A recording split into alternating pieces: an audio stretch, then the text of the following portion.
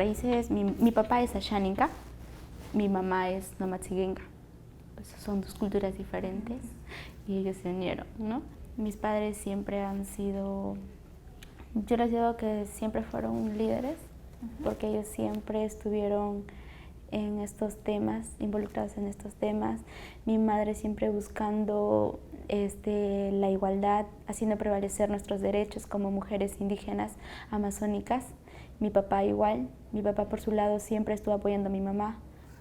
Mi familia, se podría decir, mi mamá es madre soltera y somos 5 hermanos y en Gradita, y siempre hemos sido unidos desde pequeños. O sea, nosotros vivíamos en Puno, somos de Puno, del mismo Puno.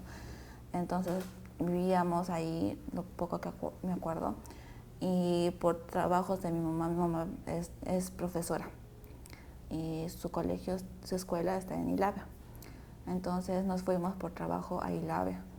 Me acuerdo en el colegio pedíamos al docente que nos hablara y el docente no está suficientemente capacitado para decirnos o decir esto es así, o hasta ahorita yo no entiendo eso del calendario, como dicen, y todos toman ese interés y como que no hay. Entonces, producto de eso y comprensión de los padres, la confianza de hablar con tu padre o madre, han llevado a mis compañeras o a amigas a tener embarazo a temprana edad. Sí, pues claro, también como dice eso, a veces sus padres también, o sea, vivían en tiempos de esas épocas donde no se permitía que se hablara de educación sexual, o sea, era un tabú, ¿no?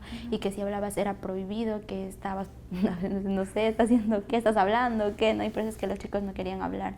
Y cuando quedaban embarazadas, muchas veces callaban, porque no tenían el temor de que sus padres o de qué es lo que la sociedad, sus compañeros, qué es lo que van a decir, ¿no? A mí también, casi último, una de mis compañeras quedó embarazada.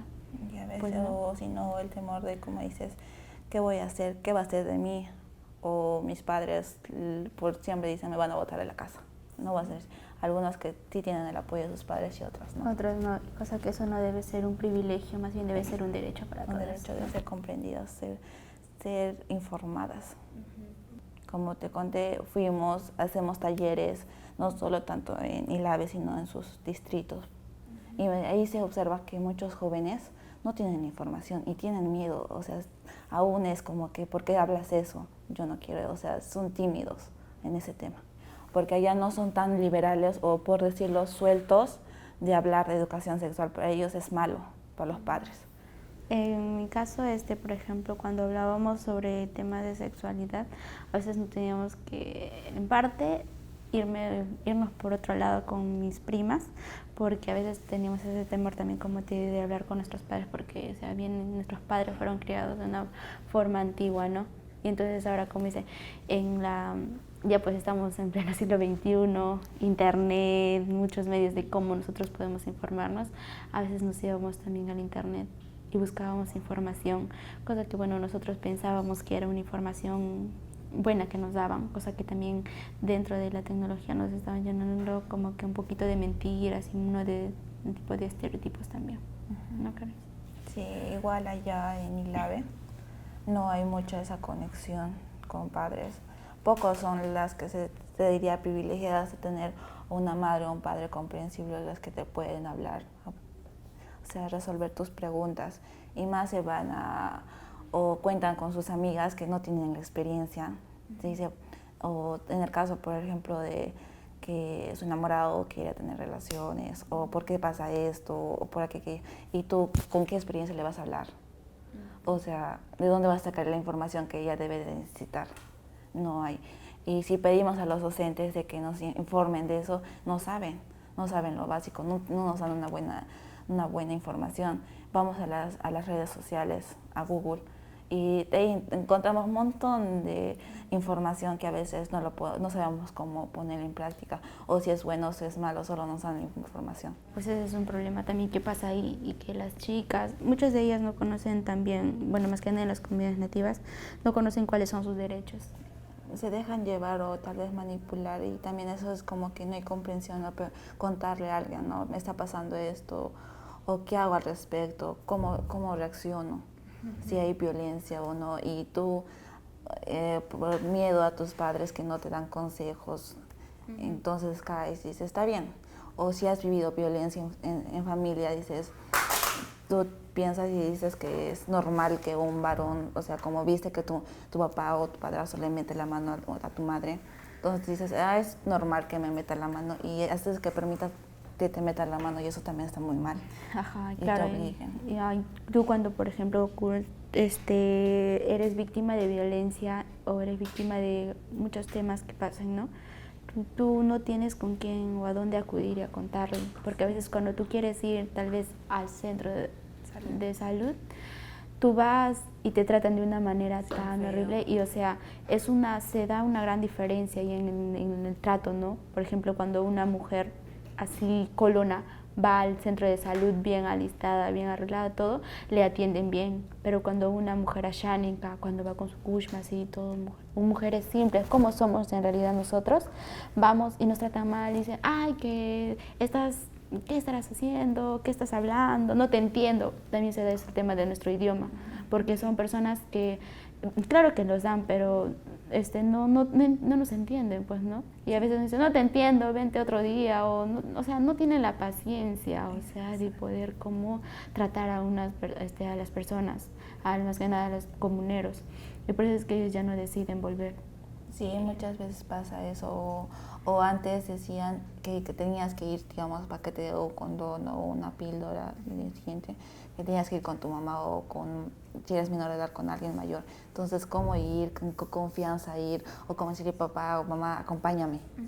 Pero sí, debería ser algo como que gratuito, ¿no? Y cuando las jóvenes gestantes, por ejemplo, una vez estuve en el hospital, la pasada, y estaban entrando muy jóvenes, embarazadas, gestantes, y las enfermeras les trataban muy mal. Cuando tenían, digamos, mareos o algo, decían, me siento mareado, no las atendían y le decían, ¿para qué viste las piernas?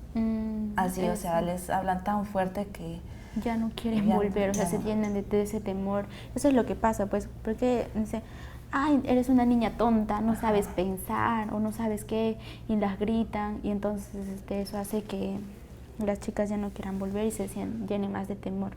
El Estado lo que debería hacer, lo que debe hacer es que llegue a todas las comunidades nativas, tanto andinas y amazónicas, que los chicos desde adolescentes les llenen de informaciones buenas, de cómo deben cuidarse, hacer conocer cuáles son nuestros derechos también. Más que todo el derecho de tanto niño como niña o joven es de saber elegir una decisión responsable, que nadie lo obligue, que no haya obligación por medio de nadie, que si quiere iniciar su vida sexual, que lo haga, pero siempre con responsabilidad y con la información adecuada que deba tener, con las interrogantes que tenga. Desde que salí yo no veo al psicólogo que hable de esos casos o que te estimule si tienes problemas, esté ahí, te ayude a solucionar tus problemas, ¿no? Que te hable muchas cosas más.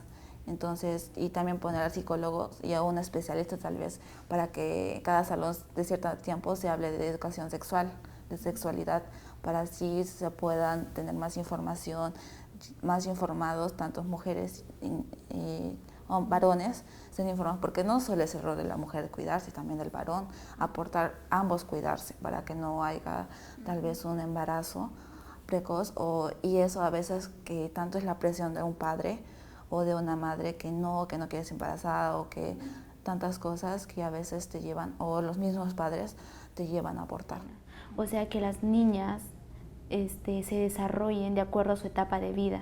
Por ejemplo, en el 2014 en mi comunidad, bueno, en la región de Junín, el 10,7%, ¿no? En ese año fue el índice de mujeres embarazadas, y para el 2017 el 12,7% también. O sea, se ve que durante todo ese tiempo ha incrementado el embarazo en adolescentes, ¿no? Y bueno, la información nos la dieron, pero eso no lo sabe el Estado, no se hace viral esas informaciones, o no lo suben, no lo hacen conocer, ¿no? O como otra decía, que es que no respetan o no hacen prevalecer las decisiones que toman, solo queda ahí, no lo o sea, como te mencionaba, los psicólogos, ahora de eso de la píldora de emergencia, ahora es gratuita y yo no lo sabía. Recién en el taller me enteré de eso, que es gratuita. Claro, y además nosotros nosotros estamos aquí también por el propósito es que el Estado sepa cuál es la realidad de qué es lo que está pasando en nuestras comunidades, para que si, como decía, que ya no haya el índice de pobreza tampoco no aumente, es que el Estado también pues brinde esa calidad de vida, mediante la educación gratuita, mediante salud gratuita, que sea para todos por igual. Equidad. Equidad. Y no discriminación.